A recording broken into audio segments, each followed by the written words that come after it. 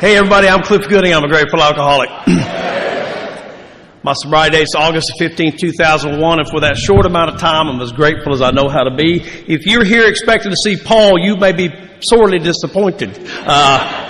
Although my mother's maiden name was Flanagan, if that counts, I'm not sure, but if you don't know Paul, you'll get that joke on Sunday afternoon, or Sunday morning, you will. So. I want to thank Ben, particularly in the committee, for inviting Lori and I to come and spend the weekend with you all here this weekend.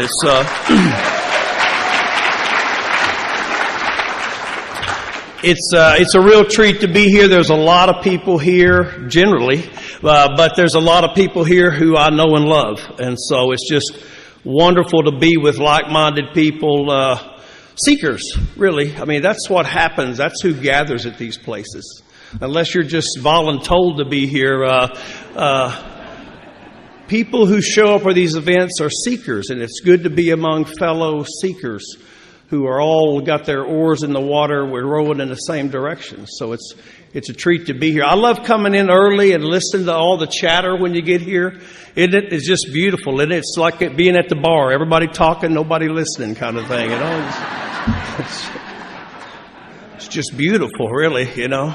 But it's great to be here. I was telling Mike, my buddy Mike from Nashville, I was telling him earlier, I said, man, Mike, this is one of the best looking bunch of sick people I've seen in a while, man.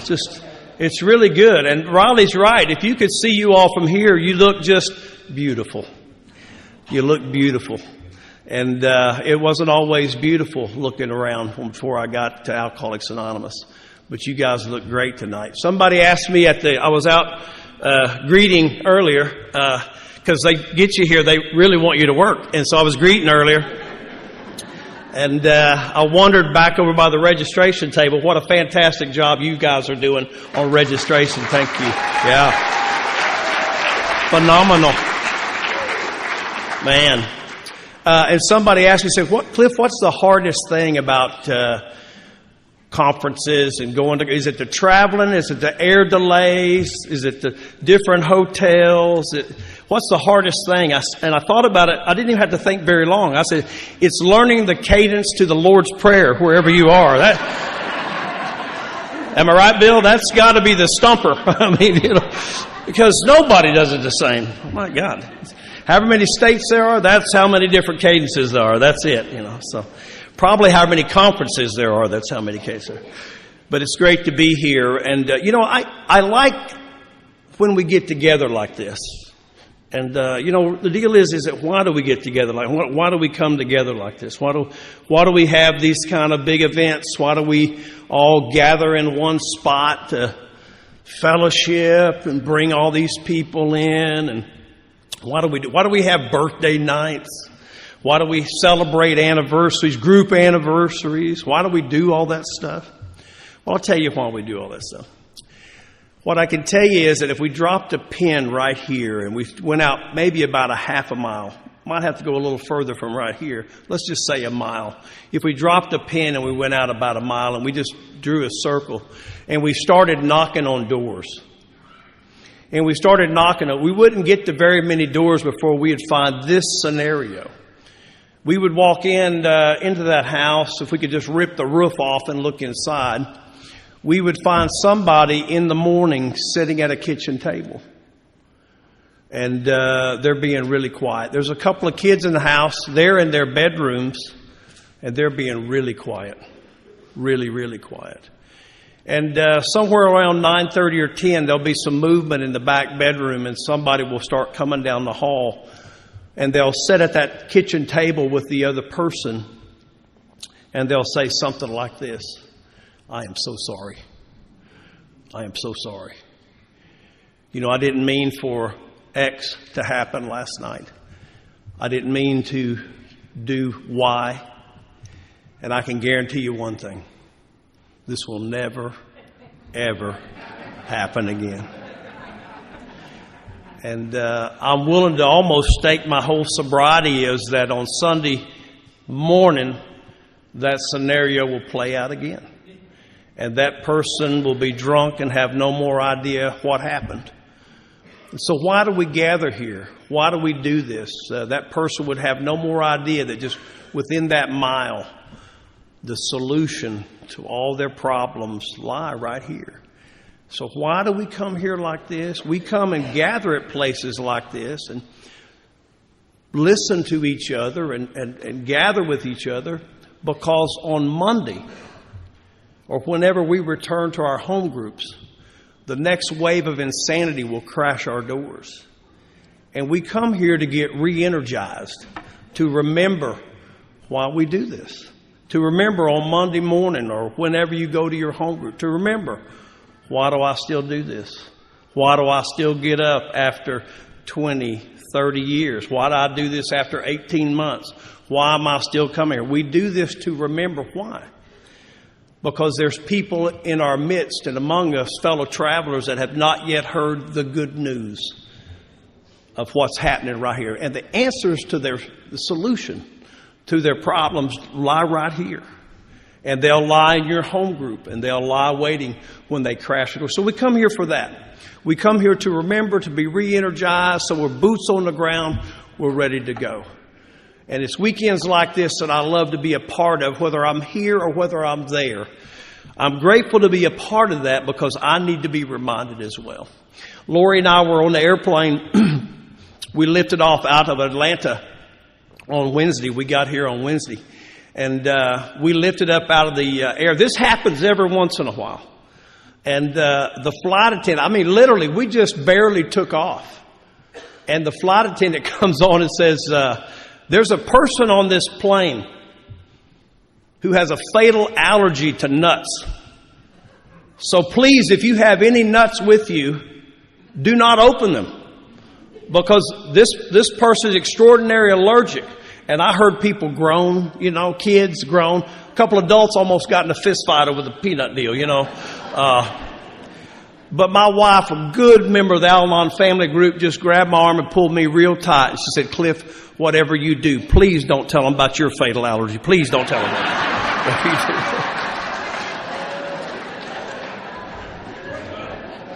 Which, based on the first reaction to the peanuts, I thought was a good idea. I really did. I had a really good Step 12 story ready for you all. And I had about 3 hours to scrap that, right? And I don't know how it is, but you get something kind of later. And I volunteered for this, just so you know. So when I tell you this story, just know I volunteered for it, right? And I sat in my room, I thought, oh my God, And I had to get up out of my room and come down with you people. I had to just kind of start mulling around with you to get kind of acclimated back to Step 1. Somebody asked me, said, well, gosh, you were going to do Step 12 and now you're doing Step 1. Can you do that? I said, I had 41 years to work out that Step 1 deal. I think I'm pretty good on that, I'm ready. I'm qualified, baby, all right. Enough of that. So, long before I ever had a drink, I had this deal when I walked into Alcoholics Anonymous. I heard somebody talk about it, and I thought, my God, these people are geniuses. They talked about restless, irritable, and discontentedness, and I thought, oh, this person's like some kind of genius. I thought, man, they're talking what I've been feeling my whole life, but I don't know how to express that. I don't have the words to say it. I don't know. I don't have the vocabulary, even though I'm educated way beyond my intelligence. I can't formulate the words, but when they said that at a meeting of Alcoholics Anonymous, I thought, that's it. That's how I've been feeling. Then later I found out they were cheating and reading out of the book. I didn't know that. I didn't know AA was an open book exam. I didn't know that. They talked about restless, irritable, discontent, and it resonated with me. It just resonated with me. Because that kind of internal struggle, that idea that, I'm unhappy, dissatisfied, unsatisfied, particularly with my current circumstances, that discontentedness, boy, that really resonates with me. Our friend Amy talks about the bedevilment. She talks about I was bedeviled all my life. I identify with that. I identify with this bedevilment. I'm no use to anybody, subject to depression, all that stuff. I get that. And I felt that way, from the very beginning. I mean, I felt that way, it seems to me like, as far back as I can remember. But I can certainly pinpoint it to when I was 5 years old. And I lived out in West Texas, and because that's where my family was, so I thought that was a good idea. So we were out. Do I look taller over there? I don't know. I don't think so. I look taller on Zoom. Some people are surprised, No, this is as good as it gets right here, baby, I have to tie a knot in my tag, because if I don't, the ribbon gets wet when I go to the bathroom, so I have to tie it up. It's a bad deal, I'm just saying, Anyway, she walked me into that and my mama had me there early. I'm early. She had me spit shine that little red kindergarten. I got my shorts. I'm perma-pressed. I'm looking good, Had that burr haircut. So much for that, And so she walked me down that little schoolhouse and early. And we walk in that door and there's probably 15 kids sitting at those little bitty low tables, And man, all their heads popped up and looked directly at me. And in that moment, this idea that we talk about, this conscious separation, I couldn't have described that to you. But those kids' head popped up and it became all about me right then. Not that I'm not sure it wasn't about me before, but I can certainly trace it to that moment that the thoughts in my head, although I could not have articulated them, would have been something like this.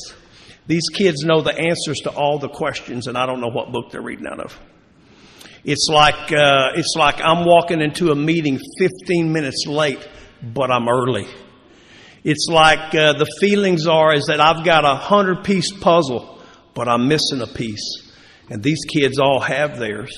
It's that kind of idea. And I don't know where that comes from, this idea that I'm separated from you people. I love what our friend Larcene, a great member of the Al-Anon family groups, she says, information floats through the universe. It lands on my head and I begin to take action like it's the truth, And that's how it was for me. I just in that moment thought these kids have it all together and I don't. I don't know what causes that internal condition for a guy like me. This void almost that appears in me. And this idea that, if I started out with this group over here and I hear what this group is doing, I think, man, that's such a better deal. I need to be over there with them. And it doesn't matter if I commit to you to be there. If I hear they're doing something better, I'll make up some excuse to be over here. Because I just think that sounds like a better deal for me. And I just do those kind of things because it's this compulsory need to be a part of something. Although I feel separated from. And I've heard that described by many, many, many alcoholics in many, many meetings of Alcoholics Anonymous. I've heard it described by many, many alcoholics behind the podiums of Alcoholics Anonymous. This idea of separation that Chuck kind of talked about way back when, that conscious separation. Separated from you and separated from God. This internal condition that I walk around with. The spiritual malady that Dr. Silkworth identified as restless, irritable, discontented. Bill Wilson flushed out as a bedevilment to the best of their ability, trying to describe what that looks like, what that feels like for people like us. And I identify with that. I hook into that. And that kind of feeling just kind of follows me around, kind of like that cloud over that Charlie Brown character, just kind of pervades me. Which, by the way, if you're new or you're nearly new, we may sound like Charlie Brown's people this weekend. So let's just say that. How many people here at your very first conference or roundup ever? How many people here?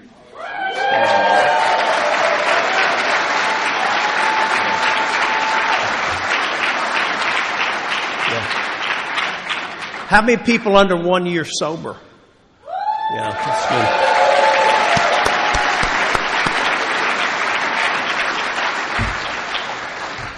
welcome. I should have said this to begin with, but because I'm so rattled by being step one, I forgot. So listen. If you're new or you're nearly new, you may have already dozed off at this point. But if you're still awake, maybe the clapping woke you up. I don't know. But if you're new or you're nearly new, please hear this if you don't hear anything else this weekend. You're wanted, welcomed, and needed in Alcoholics Anonymous. Okay?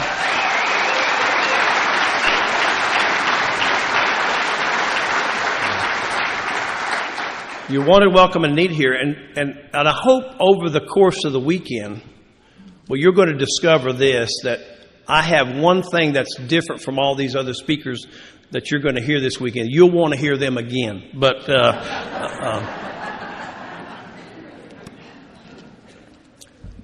the key component of Alcoholics Anonymous, I believe, is the identification process. It's the most valuable, if not the valuable tool that we have here. And so if those folks that are here that you're new or you're nearly new, that under that 1 year, if you're sitting here today debating about, am I alcoholic or not? I'm not real sure. I'll just kind of help you a little bit. People who are not alcoholic, well, first of all, they don't end up at conferences like this generally. But even if they did, they don't sit around saying, am I alcoholic or not? They just don't feel it necessary to just have that discussion. They just don't. And so I hope you hear something this weekend, because I'm going to tell you something.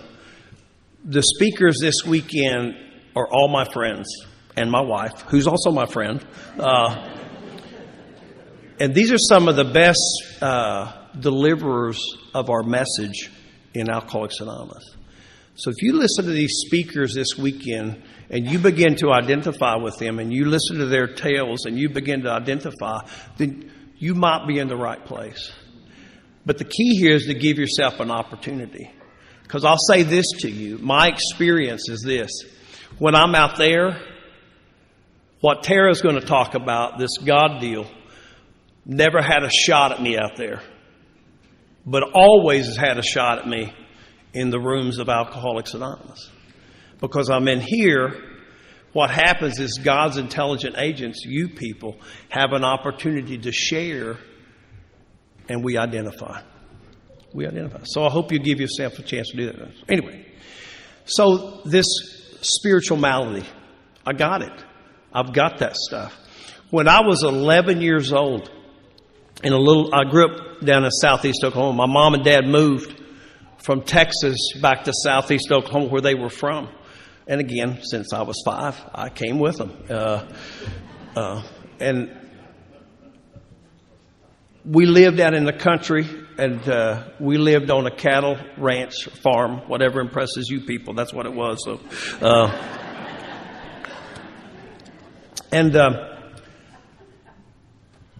my brother and my dad had been out working cattle on this hot July day. And they came back, and I was 11 years old, and there was this big weeping willow tree. And my brother cracked open this tall boy can of Country Club malt liquor. Anybody in here ever drink Country Club malt liquor? Well, for the rest of you, that's God working in your life. Let's just say that right. Yeah. Anyway, my brother opened that can, and he took a big drink, and he handed it to me. And I just took a big, because I'm with my brother. My brother's 10 years older than me. I took a big drink. I don't know how long it took us to knock out that tall boy can of Country Club malt liquor. But I can tell you this, at the end of that, the magic of alcohol had happened for me. And I say the magic of alcohol because that's kind of how our textbook describes it. It talks about this illusion created, this idea that once I started drinking that stuff, everything I described to you all about the malady seemed to go away. Just seemed to go away. It just seemed to dissipate and go away. And I'm going to tell you, my experience with alcohol is not one where on that day I blacked out, I puked, and it was the end of my social drinking. That's not my experience. I know that's some people's, but it wasn't mine. But I can tell you this, by the time I'm a senior in high school, I'm a daily drinker. Now, the legal drinking age in Oklahoma when I was growing up, it was 21 for guys and 18 for gals. So if you're a 16, 17-year-old kid in high school, very important to always have an older woman. Very important. Critical as actually. But my buddy and I had found this little Zippy Mart in the little town I grew up in, about 5,000 people. We found this little Zippy Mart that at 6:30 in the morning, the legal drinking age was old enough to get your money on the counter. And so he and I would scrape our quarters and dimes and together every night. We had a 0-hour class that met at like 7:30, I can't remember. But we would show up at that little Zippy Mart every day. And we'd scrape enough together to buy an 8-pack of Pony Millers, the champagne, a bottle of beer. And we would split them right down the middle. I'd have 6 and he'd have 2. And I'd get that cool buzz on, and I could navigate around those kids and be okay. I could just be okay. I have kind of a curse or a blessing, depends on what it is. I have a photographic memory. I can tell you the toner cartridge is getting a little low these days, but nonetheless, I have a photographic memory. I've had it for as long as I can remember. And so it served me well, because what I could do is I could read the materials, go drinking, and come take the test and do well, because I could store it and just recall it and do well. So I do well in school. And I come from a family that is a good family. You know, our book talks about this idea, if I just had a better philosophy of life, if I just had this better moral code, if I just had that, I could live up to that. And I had all that. I mean, I came from a family that if I told you tonight that my mom and dad, over the time I was at their house, that I lived with their house and that they were on this earth, if I saw them take more than 6 drinks, I might be exaggerating. I mean, just not alcoholic, you know. I'm an adult child of non-alcoholic people. I got nobody to blame, you know what I mean? I just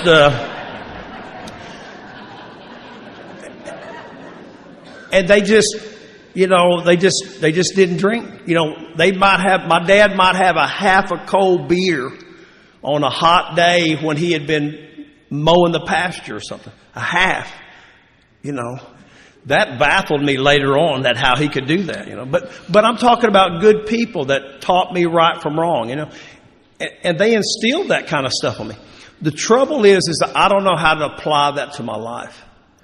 I don't know how to take those words and live them. I don't know how to do it. It's like everybody that I know, we're marching and we're going. And they say, okay, up here, we're going to go right. And I'm in. We're going to go right. And then as I'm beginning to make the curve, this thought comes to me. I wonder what is left. You know, I'll be back. I'm just going to go see. And I'm like that kid that you walk by the wall that says wet paint. I go, I don't know. Let me just see. Is it really? Don't push this button. What happens if you do? I'm that kid. I just got to know what happens. Why? You know, why? I'm just that guy. And by the time I get to college, I'm a blackout drinker. And I just think that that's what everybody, I think when you drink, I think everybody's experiencing the same thing I am. I look around at people, I think they're drinking just like me. You know, when I think about in those days around those kids, it looked like everybody's drinking the same with me. So I don't ever quiz people about blacking out. I just think that's what happens when you drink. You time travel. You know, you start with Matthew, you end up with Bill. It's a bad night. You know what I mean? Right, Matthew? You know that. I'm time traveling. I just think that's what happens when everybody drinks it. Everybody gets that same effect. And I went to law school down at the University of Oklahoma, and I graduated down there, and I went to, and again, because I have a photographic memory, I do well in school. I mean, I graduated in the top 5% of my class. Not because I'm that smart. It's because I've got a memory that allows me to retain and just regurgitate. So when I tell you I'm educated way above my intelligence, believe me about that, right?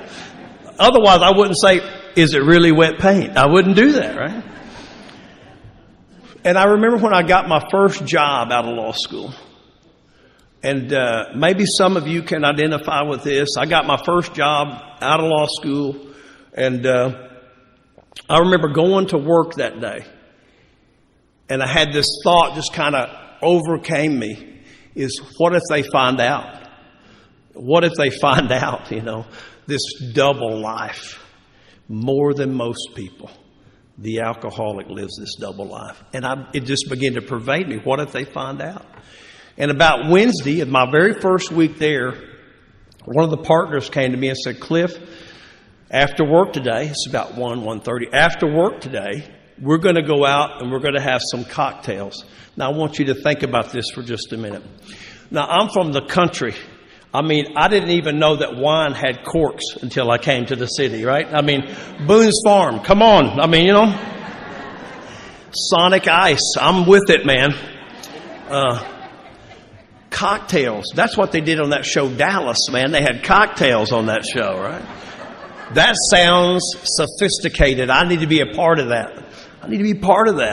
And so I don't know. He said, we're going to go out and have some cocktails after work. Would you like to go?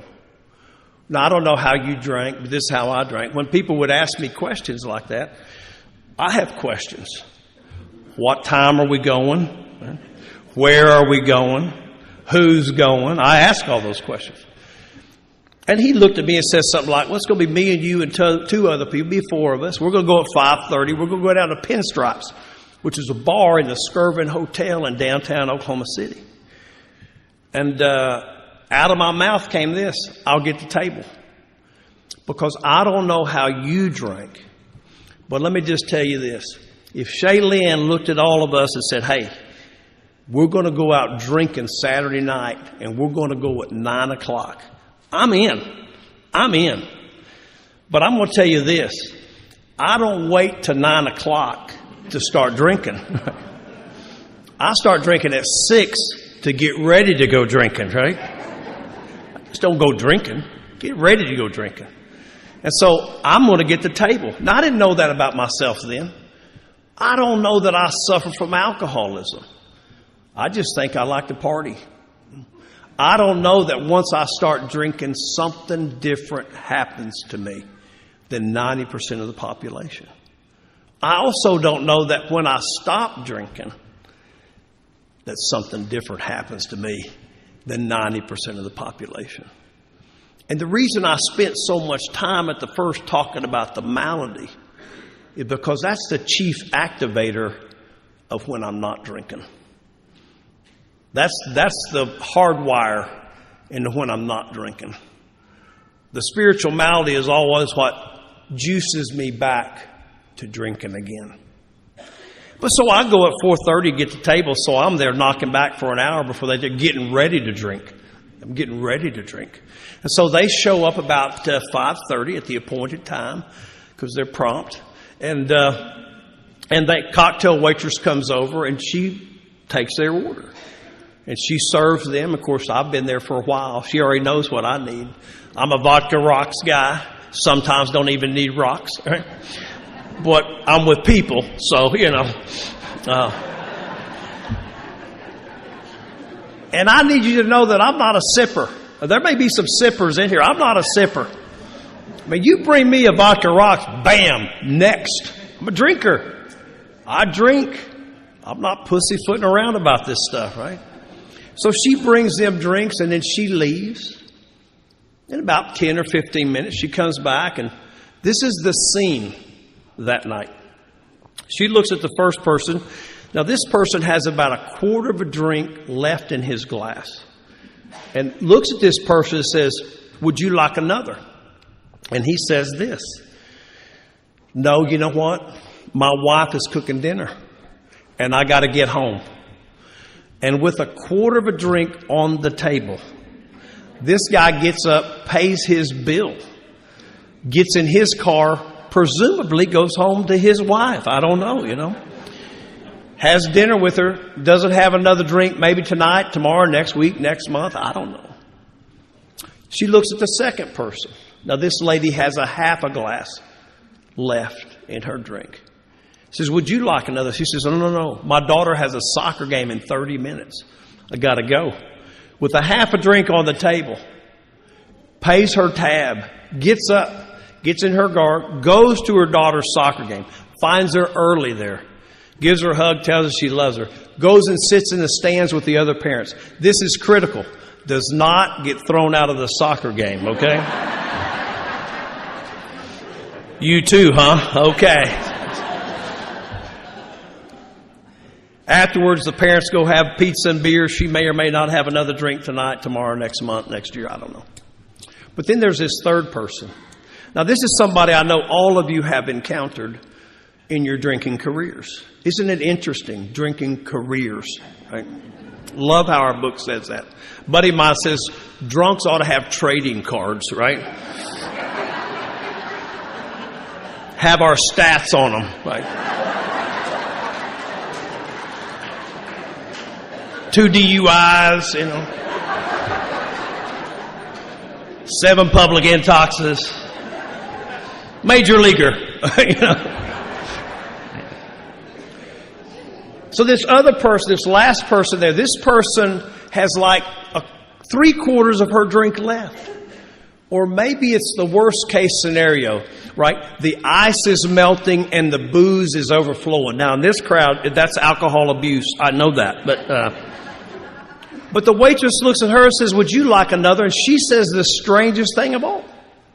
She says, no, I don't care for any more. I'm beginning to feel it. Okay. All right. And I think, okay, because now we're going to order tequila shots, man, because if you're feeling it, there's a window that you're about to crawl through. I mean, I don't know about you people, but when I'm feeling it, there's a time clock on me. Because 3 things are about to happen, right? I mean, there's some things that's going to happen. There's 3 conditions where I quit: pass out, run out, blackout, period.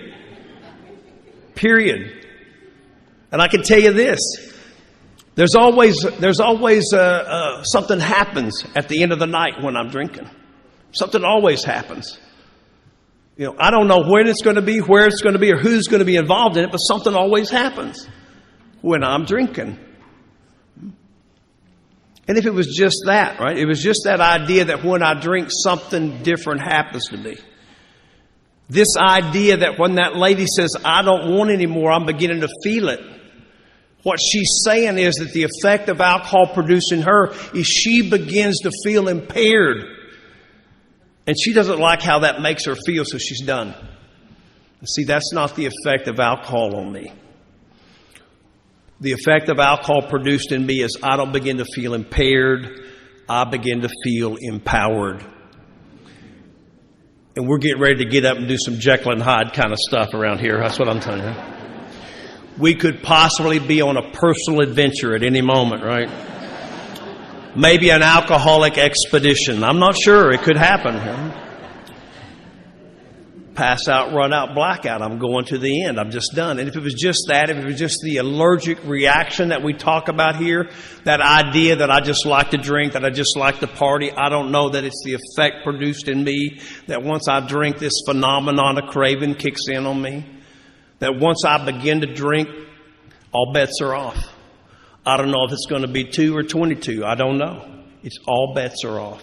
If it was just that. I mean, if it was just an allergic reaction to alcohol, then somebody like my sweet wife or any of the other 3 of my sweet wives, if they would have just said to me, Clif, you're just allergic to alcohol, stop.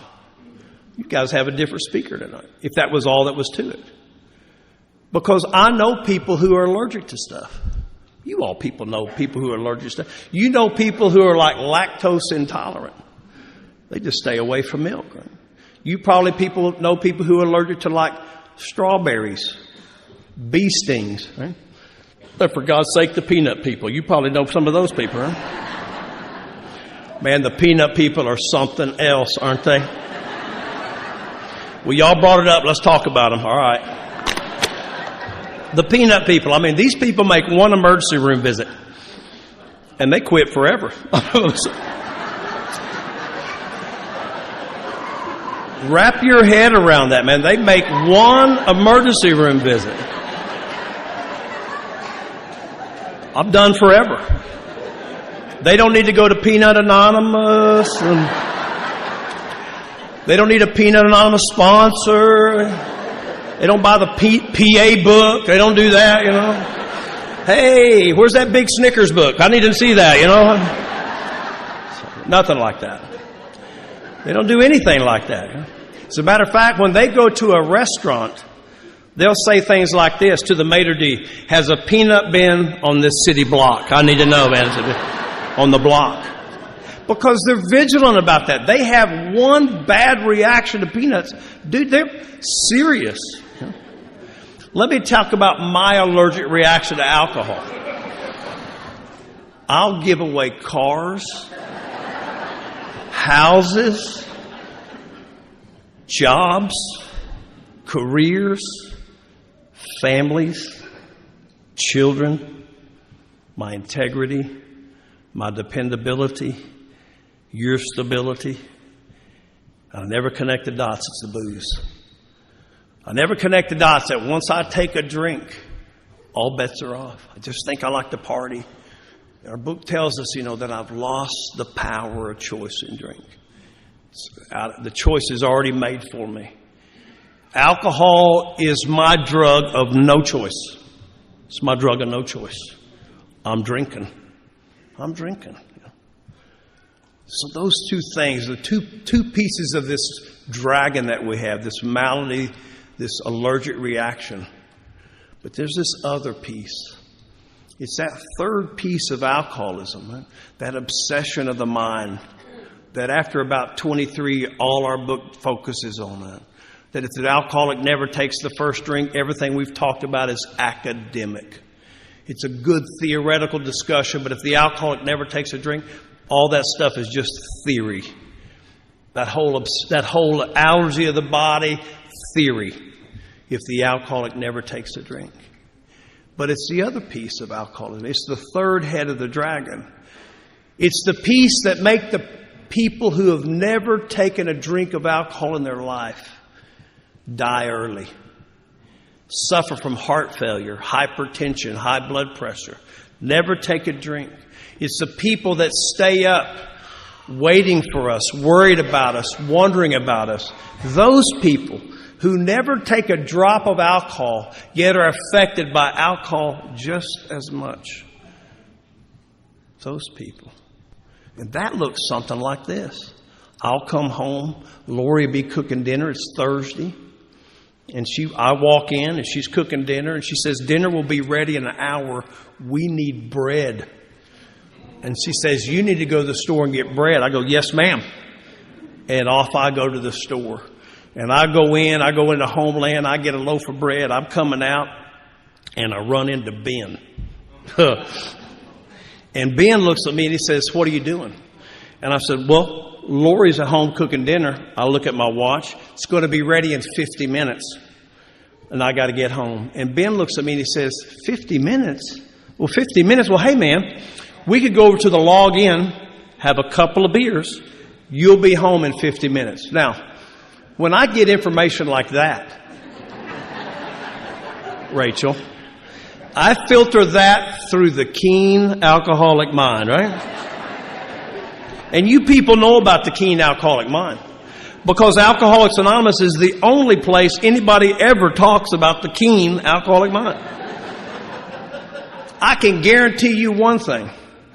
In the Al-Anon rooms, they are not talking about the keen alcoholic mind over there, man. Never comes up, actually.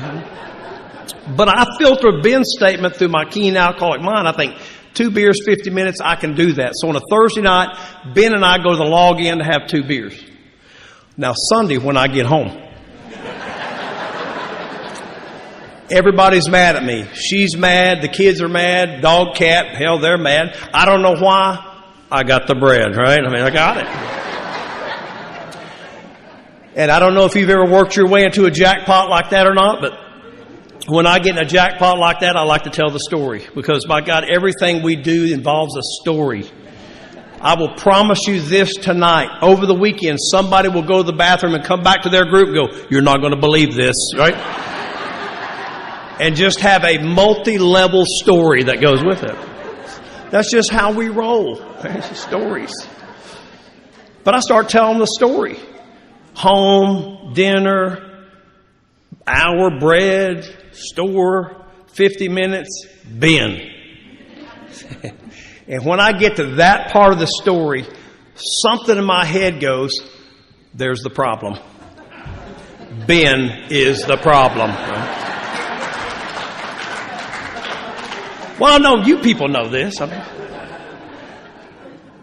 the crazy part about that, when my head says, there it is, Ben's the problem, I believe that. I believe Ben is the problem. And so what happens, there's a total dynamic shift in the way I tell the story. I now tell it from the perspective that Ben is the problem. And you could strap a lie detector on me and I'll pass it, that I firmly believe that, man, if I hadn't run into Ben, I'd been home and you wouldn't be mad and it would all be okay.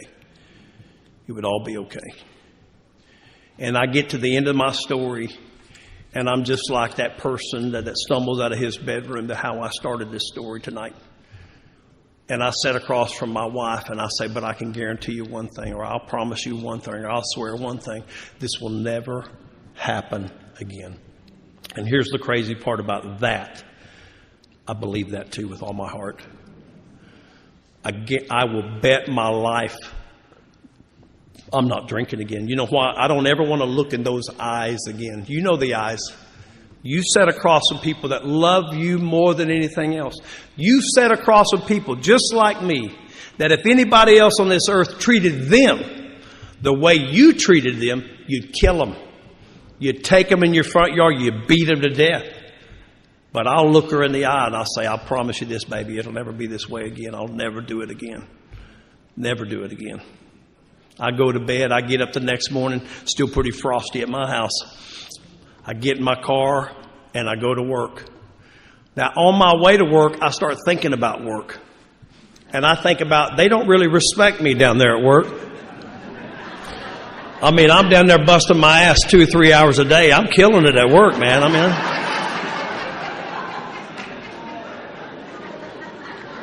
I get there, doors start shutting, you know, that kind of deal. About 1 o'clock, I'm done, you know. Back in my car driving home again, and this thought hits me. I don't know why they're mad at me. I apologized yesterday. When that thought hits me, I could stretch it maybe 24 hours. But most likely when that thought hits me, I don't know why they're still mad at me. So suddenly the script flips and it's their fault. It's them. It's never me. The script flips one more time. I don't know why they're mad at me, but generally it's 2 or 3 hours and I find myself at a bar or I'm at those guys' house or I'm 2 drinks in thinking, how did this start again? I don't even remember driving here, because when the obsession's on me, it's almost like a whiteout. I'm like on autopilot. I just go and I just drink. And that's alcoholism. And I have that. Those stories are me multiplied and multiplied and multiplied. I could have started tonight with this story and it would have summed up my entire drinking career. When I came home from my very first treatment center in 1988, I was 7 when I went. No, I was 27. When I came home from my first treatment center, my wife loves this story. It's the only reason I'm telling it, because she loves it so much. I came home to this treatment center. My second wife had served me divorce papers on our 1-year anniversary. You know it's not going good when that happens, you know. It's probably a bad day. And so I'd gone to treatment because some people thought I had a problem. I certainly didn't believe that, you know. But anyway, I came home. We had been divorced, and I got the house, but she got all the neighbors. It's a bad deal. And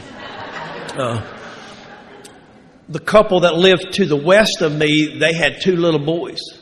And the youngest one, who was about 5 years old, was outside playing when I got home. And I go outside, been gone for 30 days.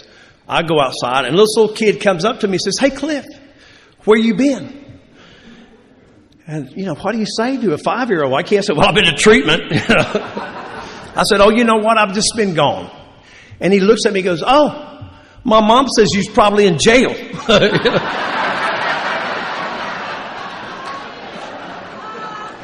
And she probably said it more than once, right? But that's my life. That's how my life looks. That everybody around me thinks he's probably in jail. If I've disappeared, if I've gone at large, as our book talks about, I'm probably in jail because I just go. When I start drinking, I just got to go. And I'm in Norman, Oklahoma, and it's a Sunday night. I've been drinking since Friday. I'm just pounding them away, and it's about 10 o'clock at night. I've been drinking all day, and I got to go to the bathroom. And I like to tell this story because I think it's very profound, particularly with this many women in the room. I always feel the need to kind of describe this because I had to go to the bathroom that night. And the ladies, who I know ladies here, have never been to a men's restroom before. So let me set the tone here. There's all kind of different men's restrooms. There's really nice facilities like this, dividers, all that kind of stuff. But sometimes you go to these bars and it's just like big hog trough. We're all going to belly up to it, right? So this is a hog trough night, okay? It's very key here. So I go, I'm in there. It's about 10 o'clock at night. This guy comes in, and he's busy. He's got something going on over here. And it catches my attention. Now, ladies, what you need to know is this, that if you're in a men's restroom and there's a guy next to you, don't ever get caught looking at him. That's key, right? This is imperative here. Well, he caught me, But he pulled out what appeared to be the world's smallest baby spoon. And he started doing things. It was weird. That's all I tell you. Let me tell you about my alcoholism. I've got rules about my drinking. I've got rules. One of the fundamental rules is no drugs. We don't do drugs. Well, I'll smoke some reefer with you, but I'm talking about drugs. You know what I mean? Well, this guy had all this stuff going over here, and I'm fascinated. Just never seen anything like that before. He's taking this little spoon, putting this powder up his nose, and he caught me. And some things I don't know about me. I don't know that I'm governed by 100 forms of fear. I don't know that. Don't know that. But this guy caught me, and what he did is he just dug in there, and he took that out, and in 2 seconds, he took it to put under my nose. The thought came to me was this: what will he think of me if I don't do that? What will he think of me? Now, I got rules. Don't do that.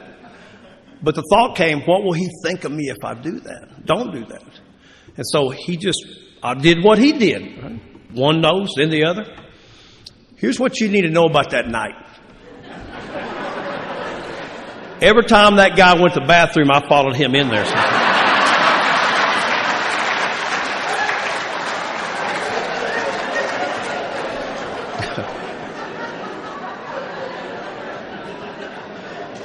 I became the unofficial night watchman in my neighborhood for a number of years after that.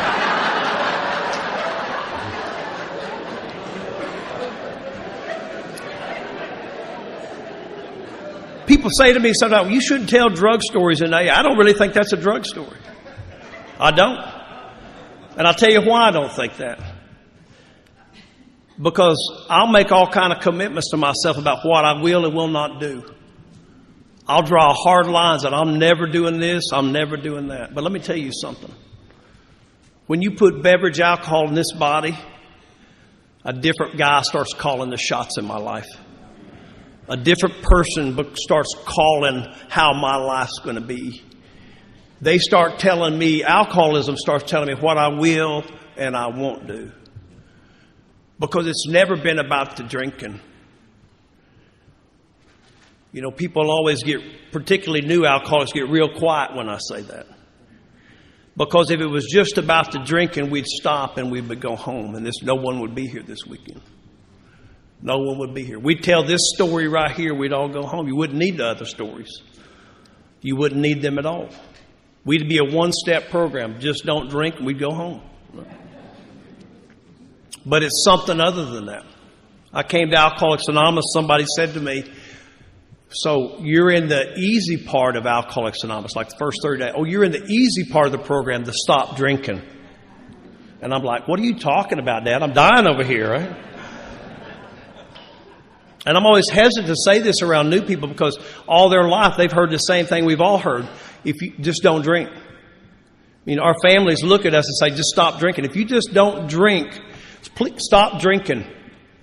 If you don't drink, it'll be okay. Let me tell you something. If I just don't drink, I'm going to kill myself. That's the truth. It's never been about drinking. But to the whole world, it appears to be that. Because we don't have drinking problems in this room tonight. We have drinking solutions. And I'm going to tell you something. I had friends that I grew up with. And they looked like me. And we would come home at Christmas and they would look like me. We would go out and burn it down, right? From Christmas to New Year, it'd be scorched earth policy. And something crazy happened to those people. They met him, they met her, they got good jobs, so they just quit. They just quit. You know what happened when those people quit? Those people that had a drinking problem, when they quit, you know what happened? Their lives got better. They got promotions at work. They got married to those people. They start having kids, start buying houses, bigger houses. They got those things called 401ks, that kind of stuff, If you're a drinker, you ever look at your Social Security statement? I've got zeros in some years on mine, man. Proud of that. But they quit drinking, their life gets better. In the summer of 2001, when I got kicked out of my house, which I would like to tell you was the final time, but not. When I got kicked out of my house and I came to Alcoholics Anonymous, not because I thought I had a drinking problem or not because I thought I was alcoholic. I came to Alcoholics Anonymous for one reason and one reason only. I had one problem that summer, homelessness. That was my problem. And I'd been to AA when I went to that treatment center in the 80s. And so I thought I can come to AA and I'll tell Lori that I'm coming to AA. And then when she settles down and I get back in the house, I'll go back and live my life the way I want to do it. And that was June of 2001, not my sobriety date. Because I made it 45 days just not drinking, going to Alcoholics Anonymous, sitting in the rooms of Alcoholics Anonymous, just not drinking and going to meetings. And I'm going to tell you something. On the 45th day, I got up out of a meeting of Alcoholics Anonymous. I'm not like those people. When I just stopped drinking, what happens is 41 years of restless, irritable discontent slams me every day. The 4 horsemen show up at my bed and they ride with me all day long. All day long. And on the 45th day, my decision is I'm either drinking or killing myself. Because I am so miserable here. And all my life, I think if I can get the picture out there okay, I'll be okay. In the summer of 2001, I'm dying inside. Sitting in the meetings of Alcoholics Anonymous. Just not drinking and going to meetings. And I got up out of that meeting and I started drinking on a Thursday. Guess when I came home? Sunday. Nobody's glad to see me. Lori, there was some discussion about whose house it was. Come to find out on that night, again, more hers than mine. Got thrown out of the house again. I'd like to tell you that was the last time I got thrown out. But that's a different talk.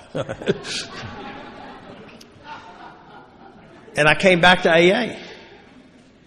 And I came back to AA. I'd like to tell you that I came back to AA on August the 15th of 2001 because I just had this desperate need to get sober. I'd like to tell you that on August 15th when Lori kicked me out and I detoxed on this guy's couch for 2 days and I walked back into rooms of Alcoholics Anonymous, it was like I knew, my God, my problem, this is my problem. I'm alcoholic. I need AA. I wish I could tell you that, but no. I came back to Alcoholics Anonymous, the revised newcomer plan to get back in the house because that was, again, my problem, homelessness. I thought it might take me 90 days for her to settle down this time, and I got to get over that 45-day hump thing, right? But I had no thought of getting sober that day. And so if you're new or you're nearly new, please hear this, because this is my experience. You don't have to want to get sober in Alcoholics Anonymous. It's my experience. You don't have to want to get sober here. That's my experience. I didn't want to get sober. I had no thought of getting sober. No thought about getting sober. I'm just worried about how to get back in the house. But I'm sitting in the meeting of Alcoholics Anonymous.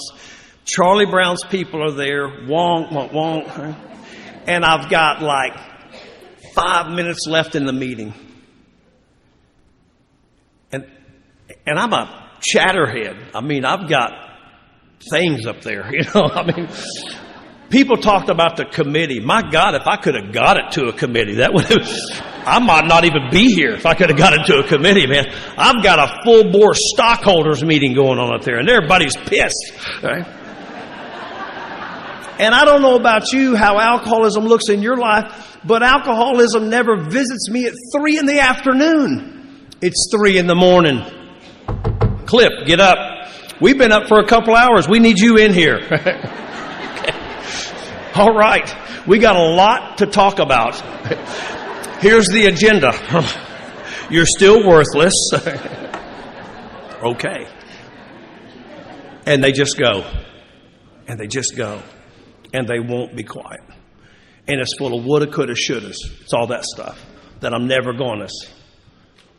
I'm always looking back, or I'm looking forward. I'm never right here, right now. I'm time traveling. And with 5 minutes left in that meeting of Alcoholics Anonymous, that chatterhead went stone cold quiet. And this thought came to me. If you don't do something different today, you're going to die. And you good people stood up 5 minutes later, held hands, said the Lord's Prayer. And after that prayer, I did the same thing I had been doing for the 45 days prior to that. I broke for the door. Why? Because I'm a runner. See, I got a problem I can't solve. You got a solution I don't want. There's nothing for me here. I can't connect the dots on that, but I'm just out of here. And what I didn't tell you was for those 45 days that I had been going to Alcoholics Anonymous before August the 15th of 2001, there'd been an old man there. And every day after those meetings of Alcoholics Anonymous, when I would start to leave, old Don would catch me. And he would look at me and say, "Bub, how are you doing?" And I would give him the alcoholic answer. Fine. Nothing to see here, Ma. Fine. And he would look at me and he would say, "Well, listen, if there's ever anything I can do for you, let me know." And I would think, if there is, I'm gone. And on August the 15th of 2001, I broke for that door one more time, and Don caught me one more time. And Don looked at me and said, "Bub, how are you doing?" And on that day, I gave him a different answer.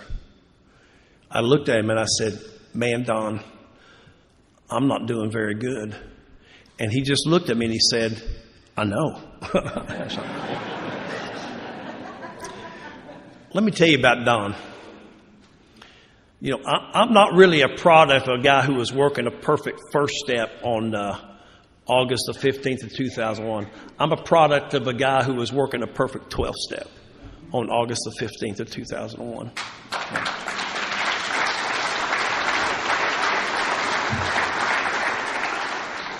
I'll tell you about Don. Don believed if you were at the meeting 30 minutes before it starts, you're late. You're late, And he would get there and he'd set the tables up, put the books out, do all that stuff.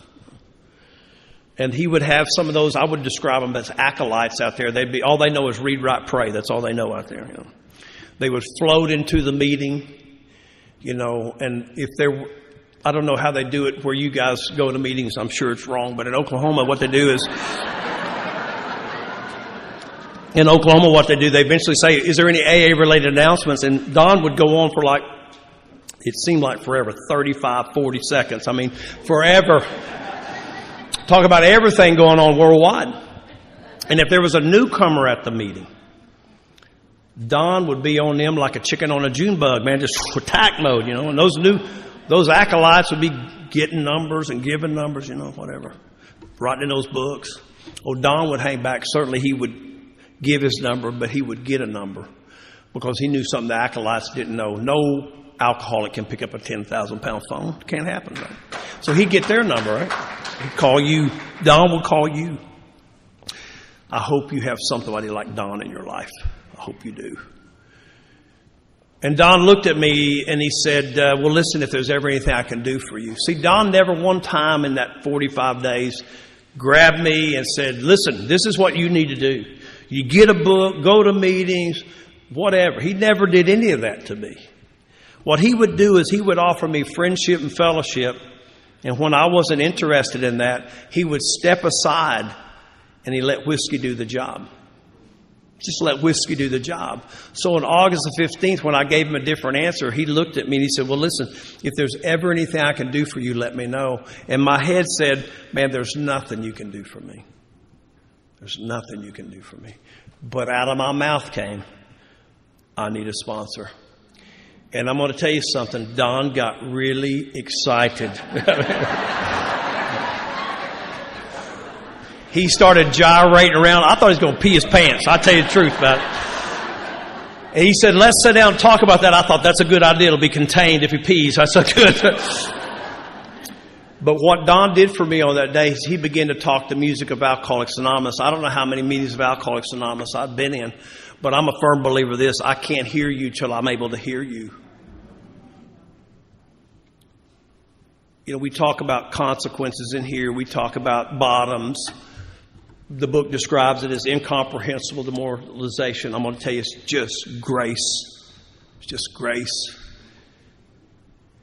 And it doesn't matter what kind of consequences I suffer, but what has to happen for a guy like me, I believe, for me, it's my experience, is that on that day, on August the 15th of 2001, I had an internal implosion of self that I broke internally. And the right person showed up and he carried a beneficial message to me. He carried a message of depth and weight. He was a man familiar with what he suffered from. And he talked to me about his drinking.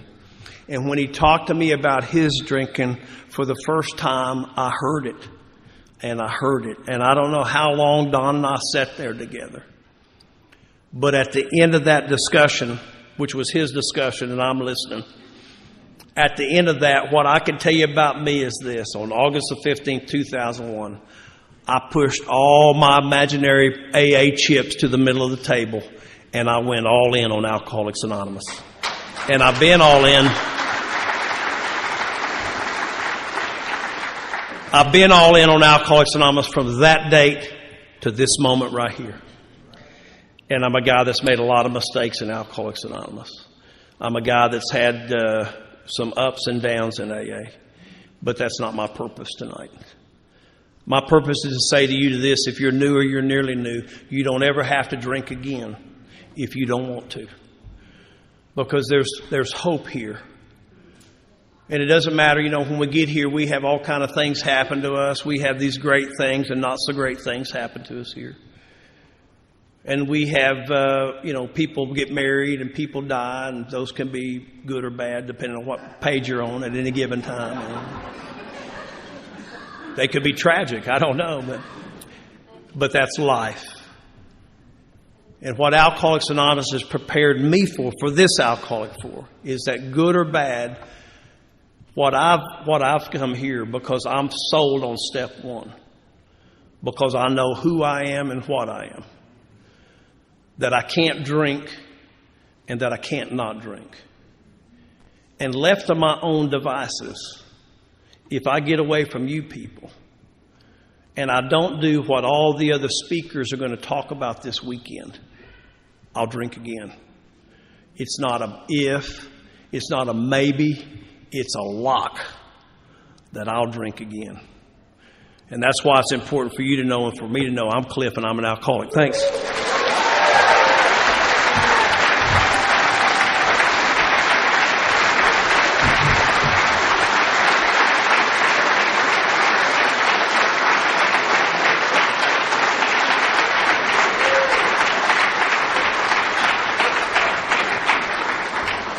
Man, that was an electric way to start it off, wasn't it? Cliff, thank you, sir.